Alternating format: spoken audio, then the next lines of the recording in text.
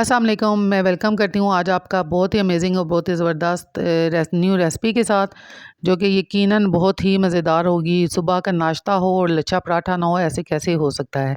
आप देख सकते हैं कितना परफेक्ट बना है। चलिए हम इसको बनाना स्टार्ट करते हैं। यहाँ पर मैंने 1 केजी ले लिया है ऑल पर्पज़ फ्लोर। इसमें मैंने डाला है 2 टेबल स्पून शुगर और 1 टीस्पून मैंने इसमें ऐड किया है सॉल्ट का।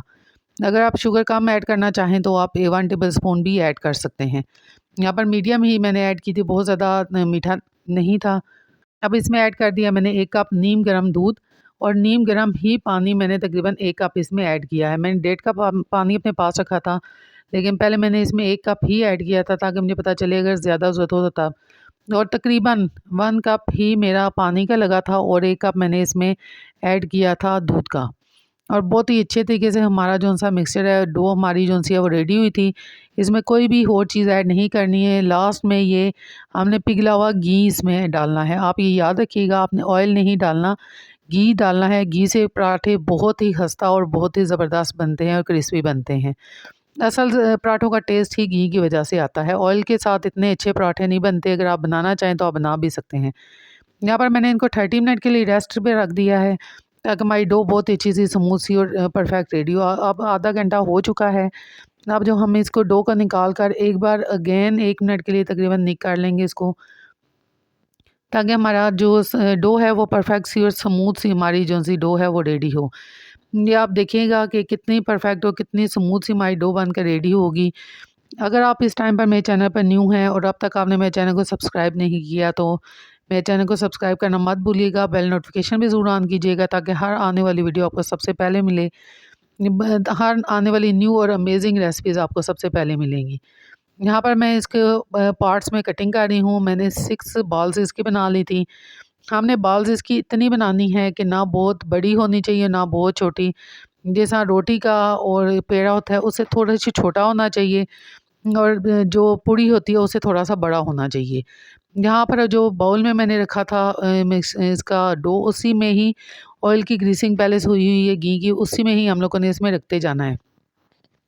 और यहाँ पर हम लोगों ने 5 मिनट के बाद पेड़े को हम लोगों ने बेलना स्टार्ट करना है। आप चाहें तो हाथों से बेलें, आप चाहें तो बेलन के साथ रोलिंग पिन के साथ बेल सकते हैं।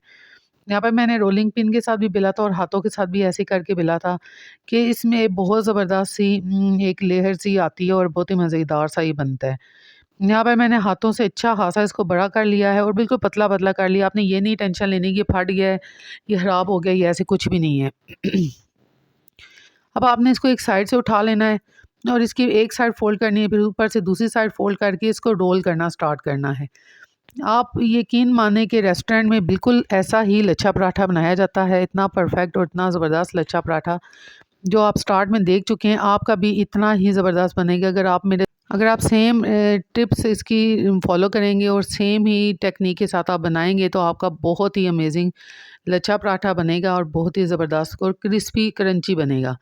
यहाँ पर आप देख सकते हैं मैं 3 तहें उसकी की थी और उसके बाद मैंने इसको पिज़्ज़ा कटर के साथ कटिंग की है, तो आप सोच सकते हैं कि इसकी कितनी ज़्यादा लेयर्स बन गई होंगी। ये हमारा पेड़ा बन चुका है। हमने इसको रख देना है रेस्ट पर। 5 से 10 मिनट के लिए हम लोगों ने इसको रेस्ट पर रखना है ताकि ये अच्छे से सेट हो जाए। अब मैं सेकंड भी आपको एक और तरीके से, नए तरीके से आपको बेल के दिखाती हूँ कि आप एक और तरीके से किस तरह लच्छा पराठा बना सकते हैं। आपने ये याद रखना है कि आपने ड्राई मैदा या ड्राई आटा बिल्कुल भी यूज़ नहीं करना। आपने ट्राई करनी है कि आप ऑयल के साथ ही इसको बनाएं, जिससे परफेक्ट सी इसकी लेयर्स भी खुलेंगी और बहुत ही क्रिस्पी सा आपका पराठा बनेगा। ये दूसरा तरीका है जो रेस्टोरेंट में ज़्यादातर यूज़ किया जाता है, रेस्टोरेंट में ज़्यादातर बनाया जाता है इस तरीके से पराठा। और इसकी भी लेयर्स बहुत ही ज़बरदस्त आती हैं, बहुत ही मज़ेदार सी लेयर्स इसकी भी बनती हैं।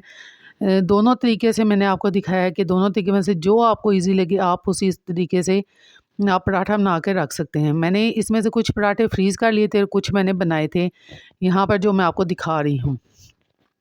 इसी तरह करके मैंने तमाम पेड़ों को बना लिया था। अभी मैं आपके साथ एक पेड़े की और रेसिपी शेयर करूँगी। एक पेड़े को और तरीके से मैं आपको दिखाऊँगी कि और भी एक और लच्छा पराठा बनाने का एक परफेक्ट मेथड कौन-सा है। अब 5 मिनट हो चुके हैं और आप देख सकते हैं मैंने इसको कैसे करके पराठे को सेट कर लिया है, पराठे के पेड़े को। अब मैं इसको अगेन रख दूँगी रेस्ट पर 5 से 10 मिनट के लिए। और ये मैंने एक और रोटी बेल ली है, इसको मैं 4 तहों में अब लगाऊँगी। आपको मैंने पहले जो दिखाया है उसमें मैंने 3 तहें की थी और उनको मैंने कटिंग करके मैंने उसके बिल्कुल बारीक बारीक लच्छे बना लिए थे।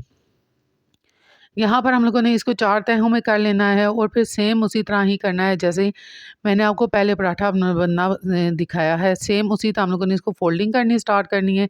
साथ-साथ खींचते जाना है, साथ-साथ इसकी फ़ोल्डिंग करनी है ताकि ये पतला-सा बने। बहुत मोटा मटेरियल होगा तो फिर बहुत ही मोटा आपका पेड़ा बनेगा और वो इतना अच्छा परफ़ेक्ट लेयर्स नहीं बनेंगी। यहाँ तक आधा हम लोगों ने इसको फ़ोल्ड कर लेना है और उसके बाद आधे पर हम लोगों ने इसकी लेयर्स कटिंग कर लेनी है पिज़्ज़ा कटर के साथ। पिज़्ज़ा कटर के साथ बिलीव करें कि बहुत ही अच्छी और एक परफेक्ट सी आपकी लेयर्स कटिंग होंगी। अगर आपके पास पिज़्ज़ा कटर मौजूद नहीं है, आप तेज़ नाइफ़ के साथ भी इसको कर सकते हैं, लेकिन पिज़्ज़ा कटर के साथ बहुत ही बारीक और बहुत ही स्मूथ सी आपकी लेयर्स निकलेंगी और बहुत ही स्मूथ सा आपका जो बॉल है पराठे का पेड़ा है वो बनकर रेडी होगा। आप देख सकते हैं कितनी पतली-पतली सी इसकी लेयर्स आई हैं और कितनी परफेक्ट सी बिलीव करें कि ये इतनी परफेक्ट कैमरे में नज़र नहीं आ रही हैं जितनी ये आम बनाने में इतनी परफेक्ट और ज़बरदस्त सी बनी थी। इसको भी अब हम रेस्ट पर रख देंगे और 5 मिनट के बाद हम इनको बेलेंगे। मैंने तमाम पेड़े बनाकर रख लिए हैं, कुछ मैं बेल कर इनको फ्रीज़ होने के लिए रख दूँगी और कुछ मैं आपको बनाकर दिखाऊँगी।